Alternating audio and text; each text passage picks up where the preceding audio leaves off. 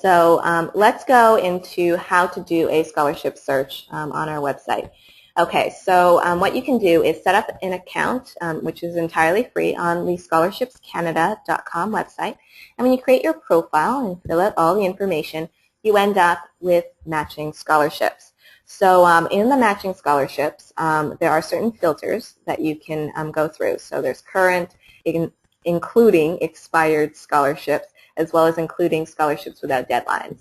And when I first used this particular service and I looked at my matching scholarships, I would wonder, why exactly would you want to include expired scholarships? Well, that actually is a very important part. So we definitely recommend that if you're doing your search for scholarships, to start early. So if you're in grade 10 or grade 11, that's an optimal time to start. But even if you're in grade 12, that's perfectly fine as well. By looking at scholarships that have gone on in the past, you can prepare for scholarships you can apply for in the future. Often many scholarships are offered on an annual basis, so every year, and often the essay topics are very similar or often the same. So if you plan in advance, that's a great way to do it. And so looking at expired scholarships or even scholarships that have rolling deadlines, those are good scholarships to look at. So again, you can sort your list by deadline, so you can look through and see which scholarships to attack first, simply because the deadline is approaching sooner rather than later, and that's one way to do it. So what happens when you click on a scholarship profile and you have a look at it? Okay, so right now we've highlighted the details section, and other than looking at who the scholarship is provided by and how much the amount of the scholarship is, you definitely want to look at the details, because that's information that lets you know if you qualify for a particular scholarship. So right here we can see that the Northern Alberta Development Council bursary has a scholarship available. If you look at the notes section, you can also see that this is where specific details are. It states that it's only applicable to residents of Alberta who enroll in full-time post-secondary program.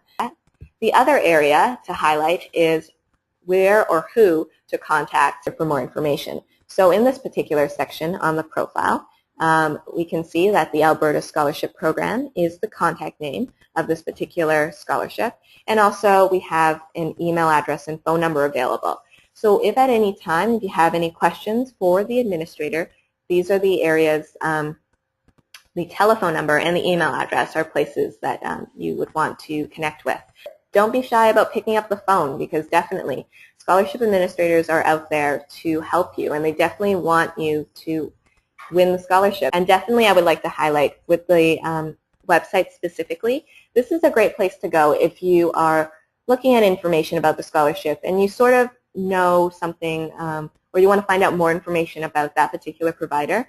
If you can get an idea of what the scholarship administrator's goals are about, what their passions are and everything, then you will have a better idea of what to write in your essay, how to target and tweak your essay in order to fit what they're looking for in their applications. So definitely don't discount looking at the website link, because that's a goldmine for information. So what happens when you find a scholarship and you want to mark it down? You can definitely put it into your favorites folder, and how you do that is simply click on the Add to My Favorites portion.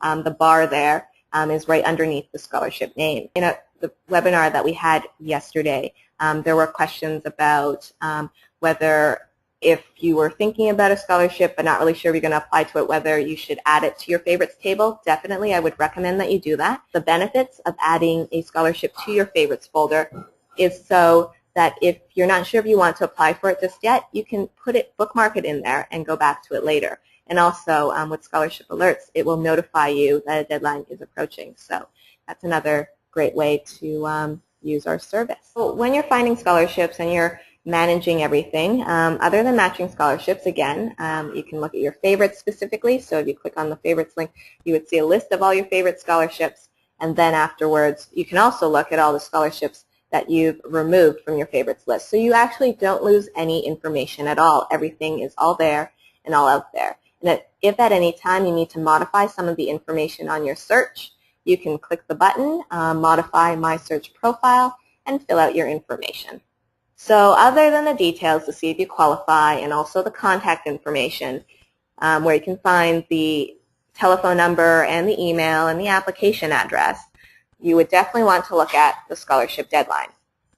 So one of the services that we offer is Scholarship Alerts, and what I recommend in addition to Scholarship Alerts is if you happen to use Gmail or anything, if you're on Google a lot, then you may want to go in and create a Google Calendar specifically for your scholarships. And by doing that, because in Google you can do that, you can set calendars for specific subjects or topics.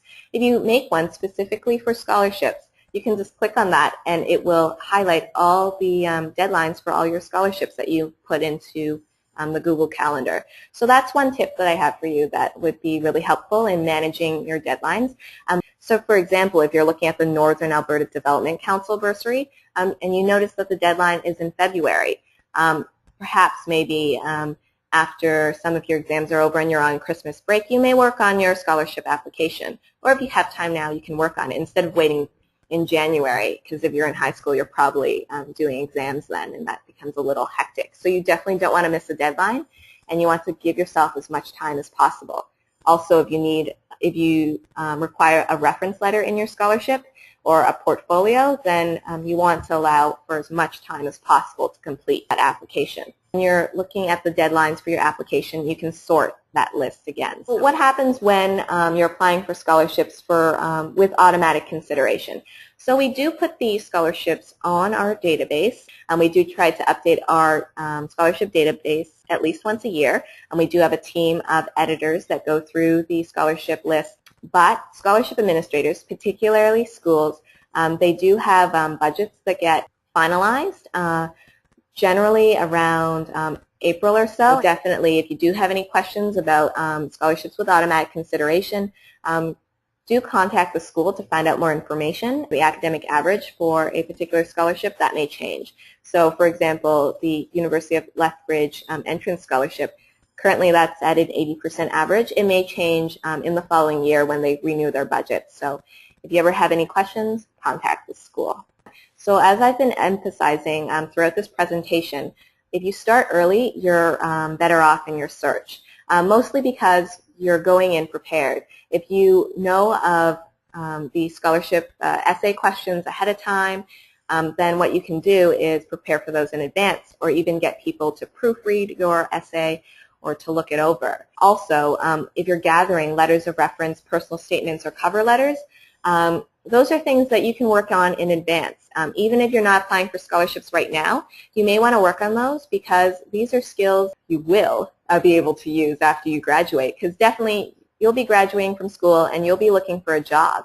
And a great way to do that is to gather your letters of reference, because definitely when you're applying for a job, you will require sometimes reference letters, sometimes a phone call from a particular reference. And a good reference to have would be teachers. If you're part of a sports team, your coach, or if you're part of a volunteer organization, then the volunteer coordinator. Anyone who knows you personally or knows of any of your accomplishments would be a great person to have as your reference. Also, what I recommend is if you are requesting a reference letter from someone, a great way to go about it is to have a list of any of your accomplishments. That would help your reference person write a better letter catered towards what you need. You may sometimes want to do a general search on scholarships. Perhaps you've asked a friend what kind of scholarships they're applying for, and it doesn't show up in your matching scholarships, then you can do a general search on our website.